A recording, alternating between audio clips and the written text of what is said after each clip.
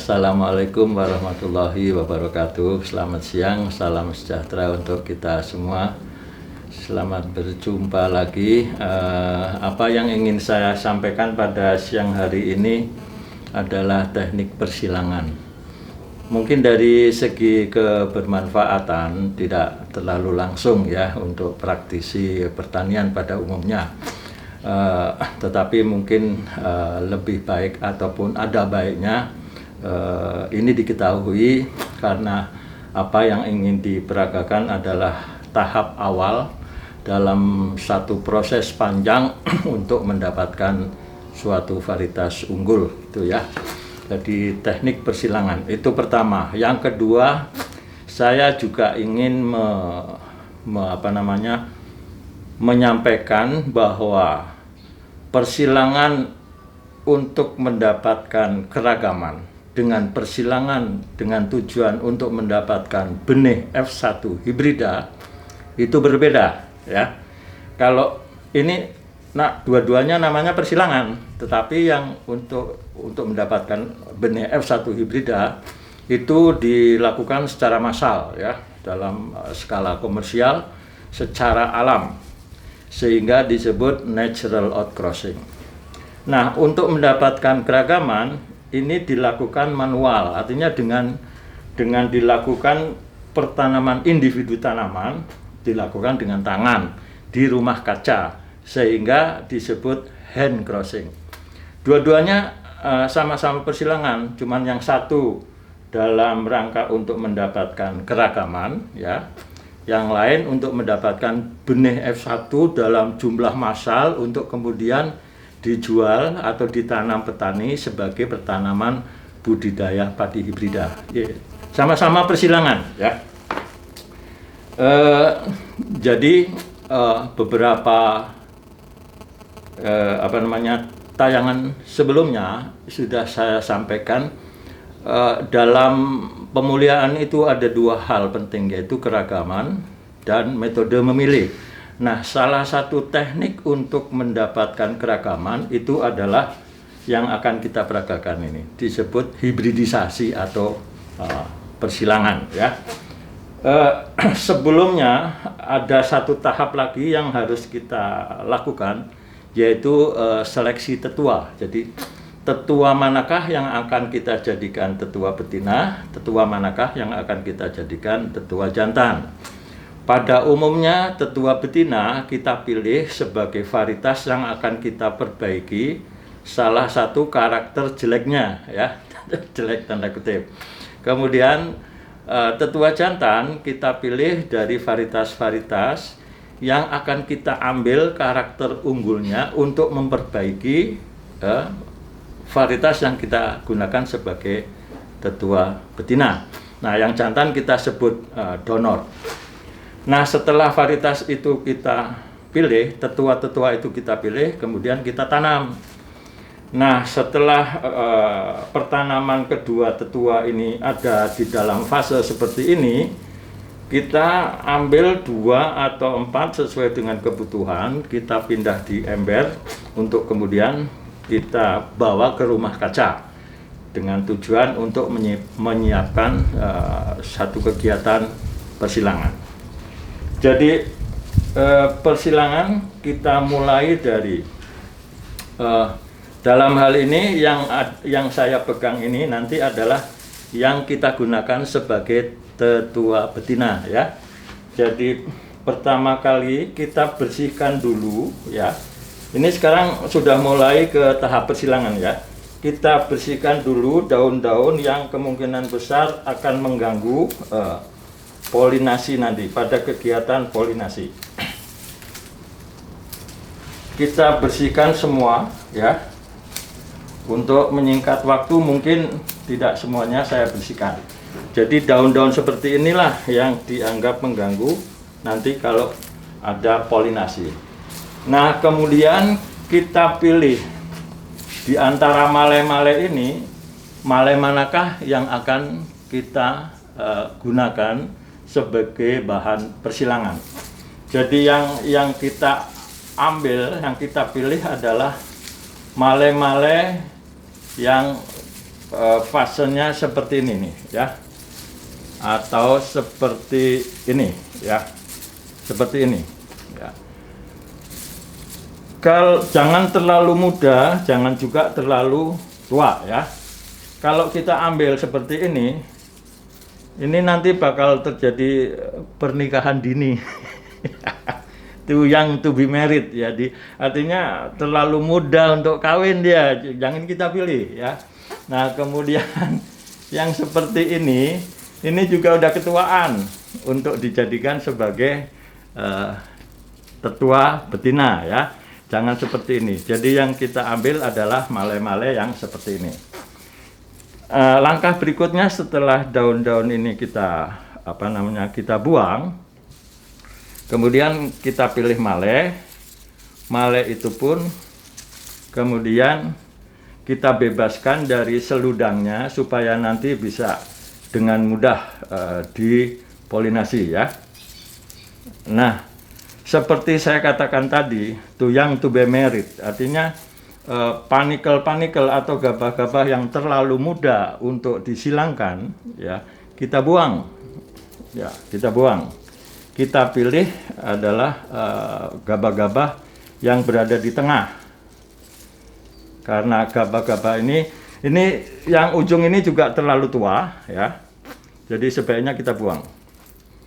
Nah, gabah-gabah inilah yang kemudian kita kita siapkan dengan cara melakukan dua kegiatan yang nanti akan dilakukan oleh salah satu teman saya. Udah siap belum? Ya, pakai ini aja. Ini, atau di situ nggak apa-apa tuh. Jadi ada dua kegiatan di sini. Yang pertama adalah memotong gabah-gabah ini, ya, atau panikel, atau bulir-bulir padi dengan menyerong sepertiga di atas sehingga tersisa adalah sepertiga di bawah. Kenapa menyerong? Karena dengan serong atau dengan memiringkan potongan atau guntingan akan didapat suatu ruang ataupun suatu ruang yang lebih besar dibanding apabila potongan itu tegak lurus. Kalau dia lebih besar, maka peluangnya lebih besar untuk menerima tepung sari dari tetua jantan nanti yang akan kita gunakan, ya. Jadi setelah ini digunting, ya, tahap berikutnya yang akan dilakukan, yang harus dilakukan adalah menghilangkan kepala sari supaya nanti tidak terjadi penyerbukan sendiri, ya. Kepala sari pada padi itu dalam satu spikelet, dalam satu bulir gabah itu ada 6. Jadi 6-6-nya kita pastikan sudah tidak ada lagi. Kemudian sebagai polen ataupun bunga jantannya kita ambil dari varietas yang sudah kita pilih tadi sebagai tetua jantan yang sudah kita persiapkan di ruang persilangan. Nah, nanti kalau bunga jantan tersebut sudah siap, kita ambil dan kita silangkan ke bunga betina yang sudah kita siapkan sebelumnya. Jadi dalam hal ini ada dua kegiatan. Yang pertama adalah menggunting, kemudian yang kedua adalah menghilangkan atau menghilangkan kepala sari yang berjumlah 6 pada setiap spikeletnya. Kemudian kita ambil bunga jantan dari ruang persilangan yang kemudian kita kepiurkan itu apa? kita serbukkan kepada bulir-bulir tetua betina yang sudah kita siapkan. Nah, setelah mungkin itu aja dulu ya, sampai ini ya, yang nggak usah semua lah. Kemudian untuk contoh saja bisa kita bawa ke ruang persilangan ya.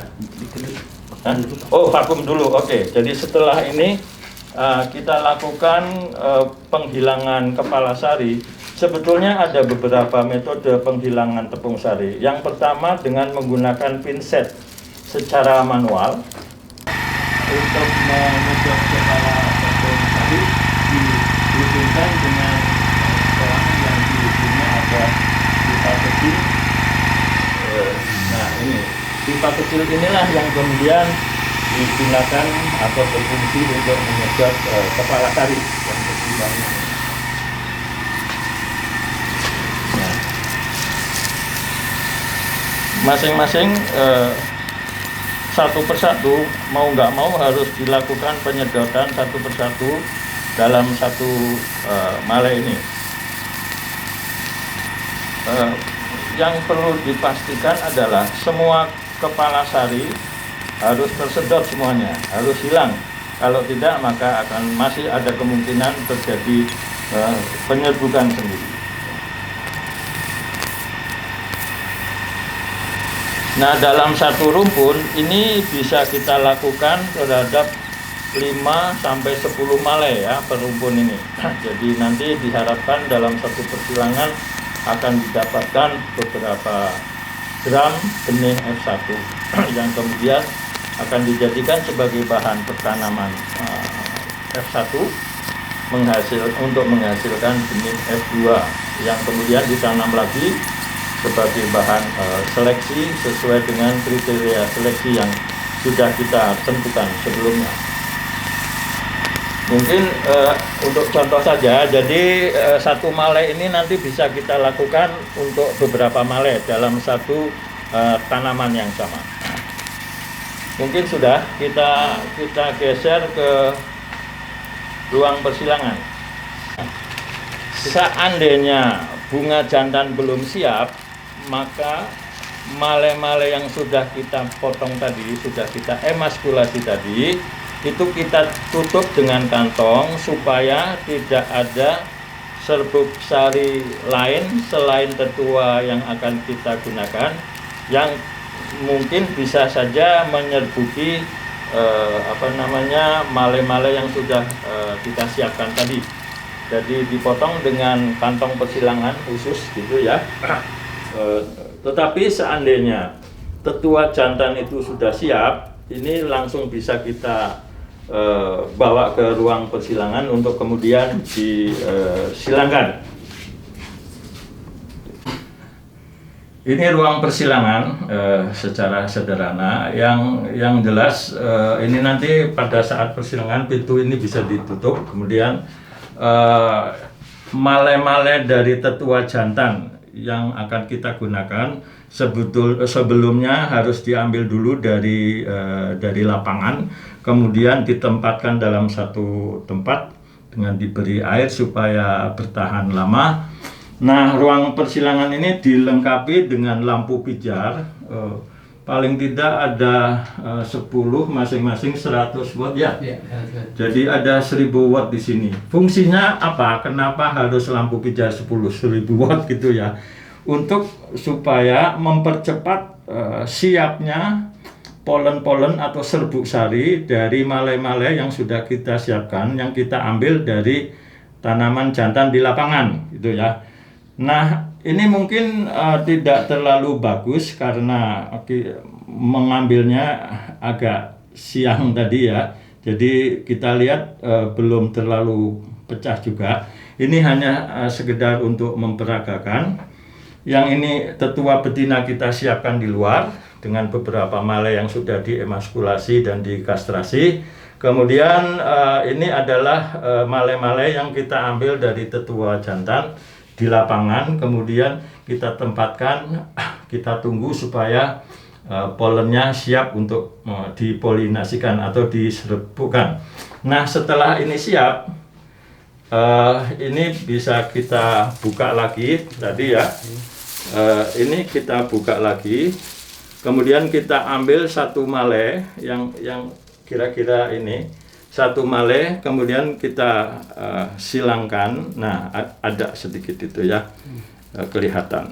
Kita silangkan kepada male-male yang sudah kita siapkan sebelumnya. Oke. Nah, setelah ini dianggap cukup, kita tutup kembali, ya.